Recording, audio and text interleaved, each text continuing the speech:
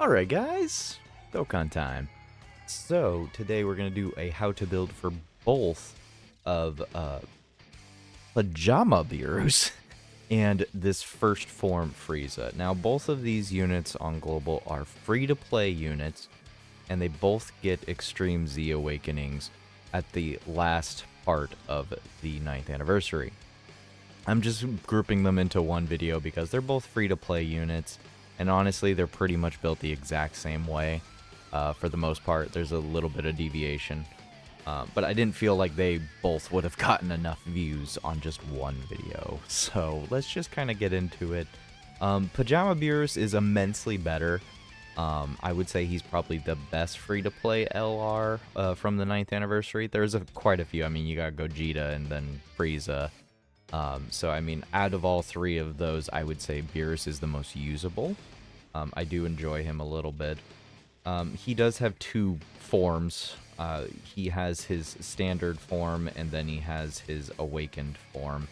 I will say that Beerus can only attack for one turn, and that is it. You have to realize that this LR is literally unable to attack the entire time you use him. So, moving on, his 200% leaders are very minimal.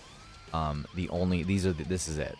He is a super boss unit, which is nice, but at the same time, having such limited 200% options, outside of using physical Rose, I mean, you're pretty limited. You could theoretically, obviously, use Broly, but he will only be a 170 lead on that one. So, I mean, he has no super attack in his base state. Unfortunately, he's unable to attack. Defense plus 200, reduces damage C by 50% with each turn passed. Also, he loses damage reduction of 10%. So after 5 turns, he will lose all of that damage reduction. The thing you gotta keep in mind with this is that it doesn't matter that he's on the turn or not. He's just gonna be losing damage reduction as the turns go on. So by turn 5, if he showed up on turn 1, he will have lost all 50% of his damage reduction. So his safest times are literally his first appearance and his second appearance. And even on his second appearance, that's still only at 30% damage reduction, which is pretty low when you don't have any other thing like guard. He can have a decent amount of defense, but it's very minimal. He does support all allies attack plus 40% during the character's attacking turn, and then plus an additional attack plus 10% up to 30 at the start of each turn after. So as you're losing defense, his support goes up to like 70%, which is nice, but once again, you lose the damage reduction. He does change physical key spheres to rainbow key spheres, so that does help out a lot of these teams that require rainbow key spheres and just key spheres in general. And then he gets plus an additional defense plus 50% per key sphere obtained. This is very key, I will say. Your mileage will vary drastically of using this unit based on the orbs you get. I would highly suggest pairing him with, on super bosses, making sure you're running Super EZA Goku Black, making sure you're running LR Broly Trio. All of these units combined and getting all the field flushed with orbs will definitely help each other out. Now he can go into his standby and then awaken, or not into his standby, but he goes into his active skill, my bad, I'm sorry. He goes into an active skill point where all enemies will attack him, and he awakens from his slumber for one turn, where the enemy will every attack will hit him. But you can only do it from turn 5 since the start of battle. So literally turn 5. Turn 5, you can activate it. His links are all just normal Beerus links. The unfortunate thing about this Pajama Beerus is that there's virtually almost no other Beerus you can really bring into a super boss team. I mean, it's mostly the problem of all of the other Beeruses in the game pretty much are not under super bosses. They are classified as Dragon Ball Z movie bosses. So it really limits his partners, because I mean, normally his best partner would be the physical Beerus, the other physical Beerus, but unfortunately, literally just about every other Beerus in the game, it looks like, I think it literally is every other Beerus too, Yeah, especially this would be his best link partner in real talk here. But unfortunately, it just looks like, I mean, you could totally run this Beerus. That could be usable on super bosses, not really. But yeah, he doesn't have a perfect link partner. He's gonna have some standard links. He has shocking speed, shattering the limit. You'll probably get godly power and legendary power off. But Prodigy's Connoisseur and the Innocents are probably not really going to be going off at any point of time for this guy. If we do look at his awakened active skill state, on a 12 key super he'll raise attack and then he'll seal the enemy's super, and then on 18 key he can greatly raise his attack and then raise his defense and greatly lowers the enemy's attack. He has key plus 3 attack and defense 200 plus an additional key plus 3 and reduces damage received by 50% for 1 turn from the character's entry turn, and plus an additional key plus 1 up to 7 in attack plus 11% up to 77 with each attack received, and then plus an additional attack and defense 100% with 3 or more key spheres obtained, reduces damage received by 30% with 5 or more key spheres obtained, and then high chance of performing a crit starting from the turn in which the character receives the 7th attack in battle. So theoretically, if you activate his active skill, throw him into slot 2 or 3 if there's enough attacks coming in slot 1, he could get to that 7th attack already, or already have been in that, because I'm pretty sure the attacks carry over. I could be wrong on that for this part of his passive. I think this right here, the last part, the high chance of performing a crit starting from which the character sees the 7th attack in battle, that's from the start of the get-go in general, not just the turn of. So with all of that in mind, and then taking a gander over here at, hold on, let's take a look at Halvard's, let's see if we can find. There we go. So on EZA, you know, on his base defense, with 6 key spheres, he's only at start of turn defense of 420. Mind you, that's with 50% damage reduction on turn 1. So that's not terrible. When he awakens with the 50% damage reduction on the turn, with the 80% damage reduction, I mean, you're not really gonna have this much like defense. You're not gonna have a lot of defense, unfortunately. That is the unfortunate part about this Beerus, but I have actually received like enough damage. I have received pretty high damage here. Hold on, let me go over to my gallery without actually showing off anything that shouldn't be shown. So alright, right here you're gonna witness Beerus in his awakened state getting attacked for 1.5 million, and he takes 200k. So he can tank about roughly, I want to say, about 1.2 million, about 1 million damage until you start really getting a lot of bleed through. It's at that point with the bleed through that things could be bad. That right there is actually in his normal state. That's not him awakened. So, I mean, this is also on a 170 team because Beast Gohan is, he 170 leads Bond of Master and Disciple.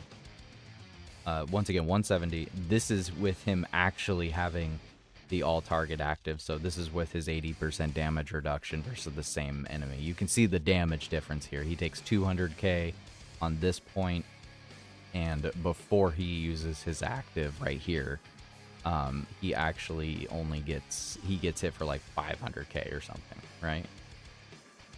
Wait for it. Yeah, 500k. So, I mean, you can really see the damage reduction difference based on when you actually use his active skill. It does make a difference. So, in that light, he is just a tank to a degree. Obviously, he has a time limit. You know, after turn 5 and you activate his active skill, Past that point, he's dodge or die, because at turn 5, he's lost all of his damage reduction in his base state. So just keep that in mind when you use Beerus. Use him for short-term content on a team that you need a random tank, and he'll do his job as long as you give him the key spheres that he needs to be good. Either way, he's still a dodge or die. Just put the 11 additional into him, because there's no reason to give him crit when more than likely you're only going to get one super attack off the entire time that you're using him. Okay, so let's move on to Frieza now. Let's move on to Frieza. So with Frieza here, he's pretty much just a straight up support unit. He is 100% a support unit and nothing more. His damage at full buildup will maybe, and I scream this, if you triple super, because you can triple super, he could hit 6.7 million attack. Yeah. He has no built-in crit. He has no built-in dodge. He does have built-in additional, but that is it. And his defense is just utterly lacking. I cannot stress that enough, that his defense is just utterly lacking. Let's go take a quick look, if we can, in Frieza. Yeah, here we go. Thank you, Halvard, for these calculations here. But yeah, even if you manage to get him on his full build-up versus a Pure Saiyan movie hero facing 2 or more enemies with 40% support after triple supering, then you'll hit 1 million defense. Otherwise, more than likely, you're only going to super once, maybe twice if you're lucky, and you could maybe hit somewhere between 600 or 700 on the right boss that you're fighting. You're probably never going to be fighting 2 or more enemies unless you're going into Super Battle Road content, really. And the 40% support is totally dependent on your team. So, I mean, his defense is mediocre at best. Let's go over his kit. 200% lead, I mean, first form Frieza, I guess. That's about it. Otherwise, you're just rocking him 170. He greatly raises attack and defense. There is no special effect on his super attack. So he gains nothing really other than the defense from his additionals. When he's already dodge or die, I see very little purpose in the additionals, because if the additionals are not make or breaking the dodge or die function, like if he additionaled and he would live, then I'd give him additional. But if this guy's triple supering and he's not even barely able to break 1 mil defense in this current game's meta and content, you are just going to actively use him for free-to-play content, and that's all you should use him for. And if you want to use him outside of free-to-play content, that's even more reason you want to give him full dodge to utilize his kit, because he does have some redeeming qualities. Key +2 attack and defense 100, plus an additional attack and defense plus 25 with each attack performed up to 100%. Super bosses category allies key +2 and defense plus 30%. There's that support. Launches an additional attack that has a high chance of becoming a super attack when HP is 50% or more, and then launches an additional super attack when facing 2 or more enemies. So theoretically, he could actually quad super, because you got your base one, he's got 1 additional there, he's got another 1 in there when you're fighting 2 or more, then your hidden potential. So he has the potential to actually quad super. So with that calculations up, you could theoretically hit like 7 million damage in total. But otherwise, I just don't see that happening. And even then, I don't think the damage is worth it. Plus additional attack and defense plus 50% when, and foresees enemy super attack when there is a pure Saiyans or movie heroes category enemy. So this is another reason why I don't see any reason to give him additional. If you, as long as you have that foresees enemy super attack and you're taking him against a pure Saiyan or movie heroes category enemy, you'll know if he's going to get supered or not. If you can keep track of where that super is coming from, just go based off of the potential of the launch additional super in his passive. Just give him the crit and hope he does a little bit of damage. Or theoretically, you can swap out this crit for additional. That's perfectly fine. It's entirely up to you. It's just like he's not doing any damage. He's not really doing any damage in my opinion. I mean, he's got built-in additional already. So, I mean, I'd rather give him a 12% chance to crit and actually pierce the defense and do a little bit of damage, rather than just hit him with a wet paper napkin and then just hopefully not die. So, but yeah, other than that, I mean, his links are terrible too. Frieza's army has got to be one of the worst links in the game. It's not a bad link because, you know, defense plus 20%. It's the characters. It's just literally Ginyu Force and First Form Frieza's. There's very little, like, use of that link. More than likely, you're not going to be even utilizing this unit for very much. He's a super boss ally, but he doesn't have a 200% super boss lead. None of these units are super boss leads.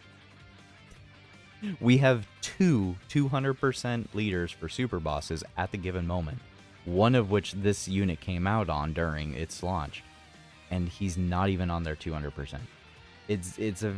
He could be a very good unit, but he just doesn't have a team right now. I mean, he's just a support unit for foreseeing enemy super.